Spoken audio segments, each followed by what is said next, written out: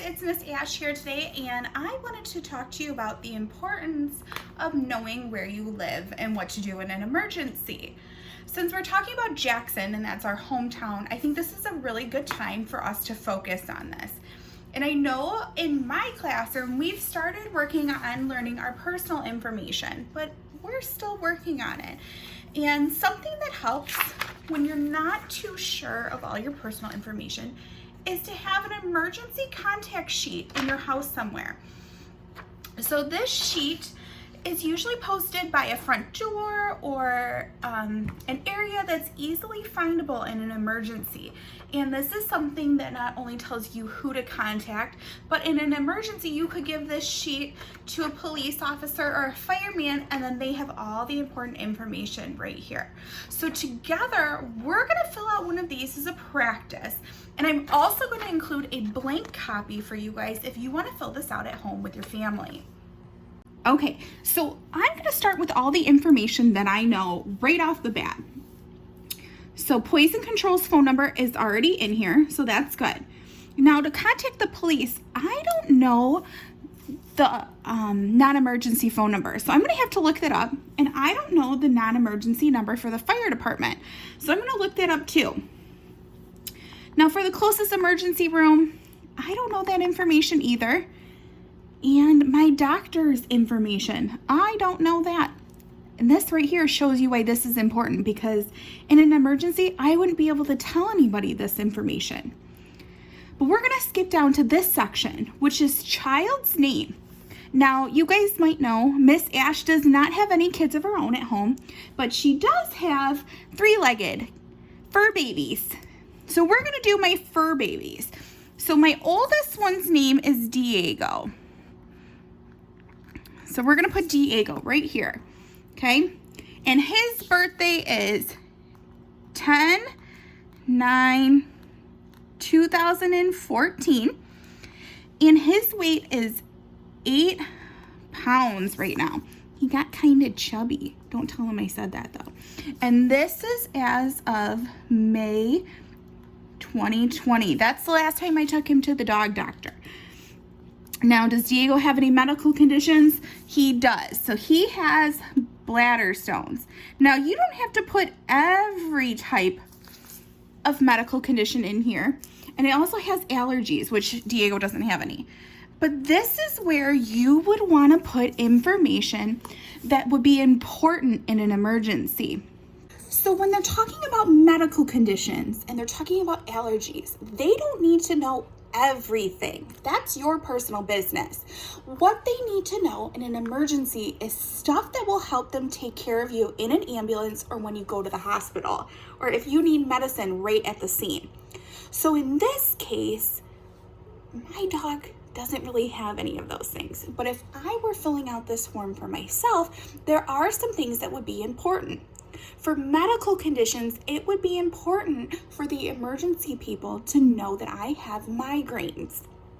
Now, some of my friends in my classroom have seen Miss Ash have migraines, and they stink. We don't like them. They're not fun for any of us.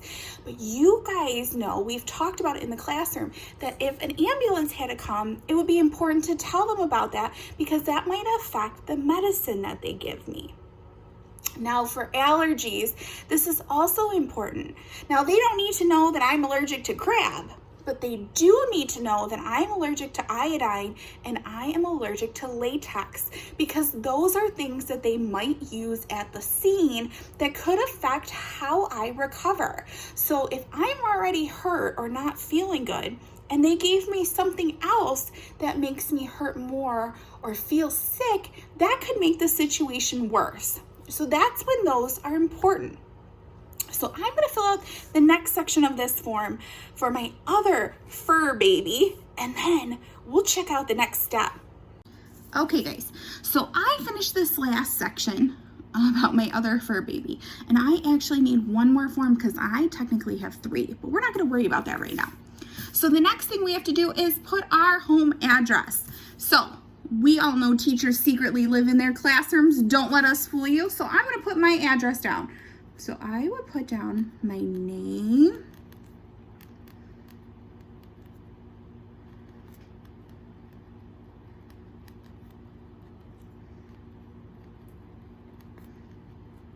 and my address. Okay.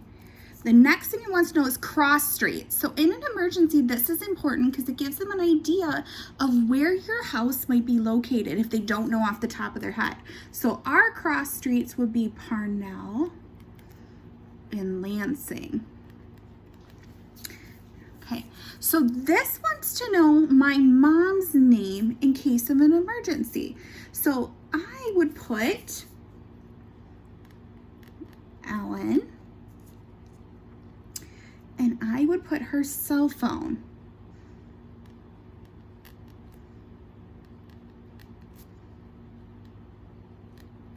Okay, so that's mom's cell phone in there.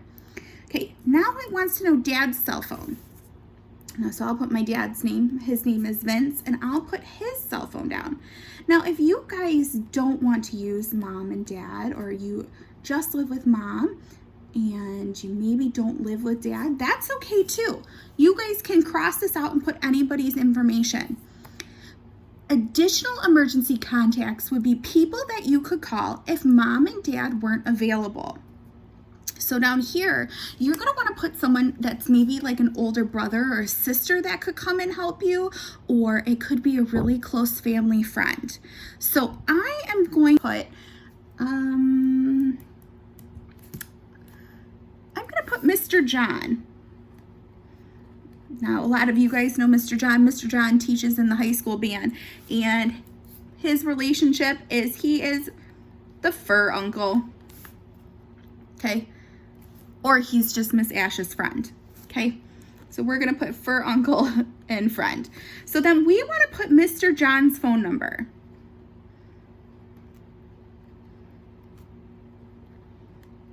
Okay, and then it wants to know one more in case of emergency. Now this might be somebody that's like a neighbor or lives close by. So if I were to think about this, the closest neighbor to my classroom is Miss Connie. So I could put Miss Connie here, and Miss Connie is my neighbor, and she's my friend. So we'll put Miss Connie's phone number in here. Okay, so this is the main part of the emergency form filled out, but I have to go back up top and fill out the rest of this information. So let's go look it up. Okay guys, so to look this up, we need to find the first thing, which is the police non-emergency number. So we're gonna go to our computer and we're gonna type in police non-emergency, and we need to do Jackson, Michigan, because we know that's where my classroom is and that's where I live. Okay, so we want the local police department. You could put the sheriff's office if you wanted. So let's click on this and see what we can find. Okay, and it gives us this phone number. So we're gonna write that down. Number is 517-788-4100. Okay, so now we have the police number. Now we need to go up here and find the fire department.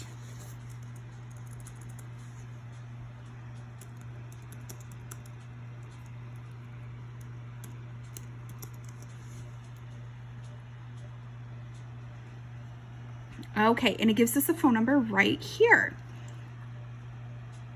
So we're gonna write that down.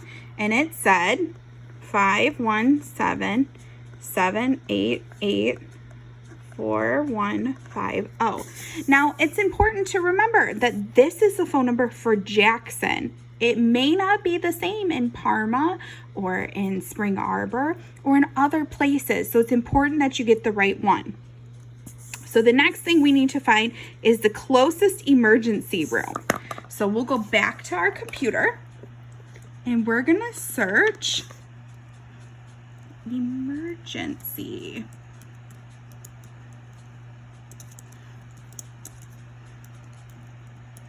Jackson, Michigan. And it is gonna be the Henry Ford Allegiance emergency room. And I just know that one from being at school. So we need to write on our sheet their phone number, which is 517-205-4811.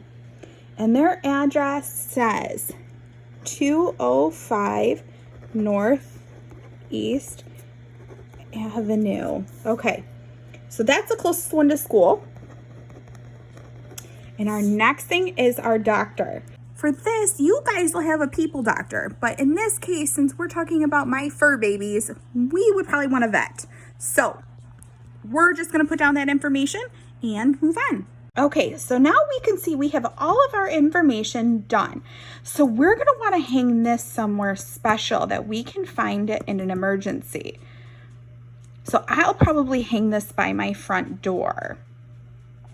Front entryway, ignore the blank picture frame. I'm still redoing my house a little bit and I've gotta fix my little key holder. So sorry you're not seeing it on the best day. But I have this little magnet clipboard and I think that this would be the best spot because my front door is right here. And when you walk in, it will be one of the first things you'd see.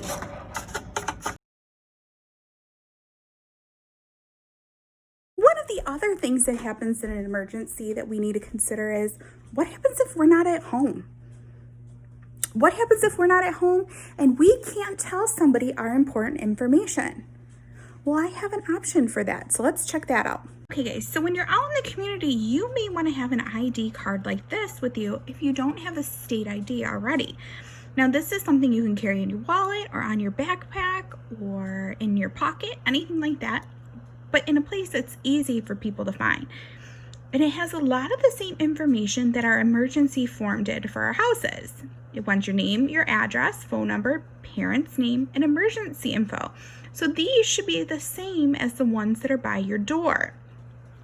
Then it also wants to know information about you. So how old you are, how tall you are, how much you weigh, your hair color and your eye color, and any distinguishing marks. Now, distinguishing marks mean scars or birthmarks or if you had a tattoo or a piercing.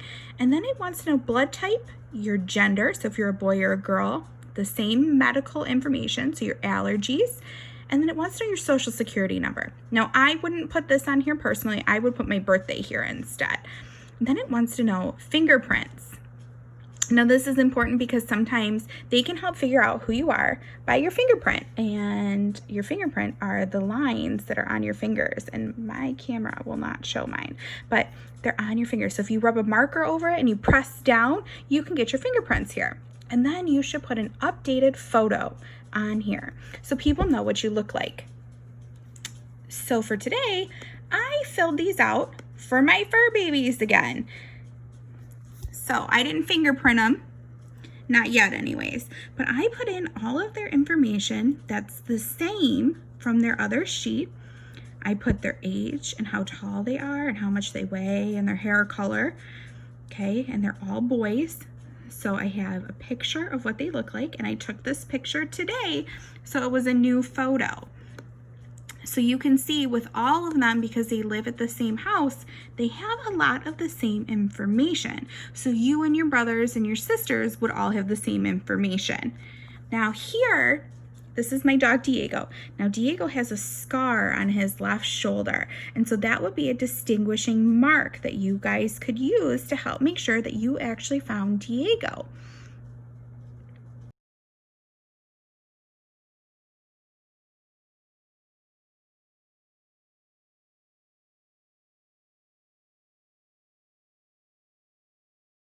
So I know this was kind of silly because I filled them out using my fur babies, but this is something that is really important that you guys could fill out as a family at home. And it's something that you guys could fill out about each member. So you could have one for your mom and your dad and your brothers and your sisters, or your grandma and grandpa, whoever lives at home with you.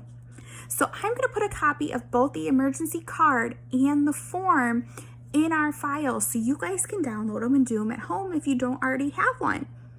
Let me know how they turn out, or if you guys do something different. I would love to know.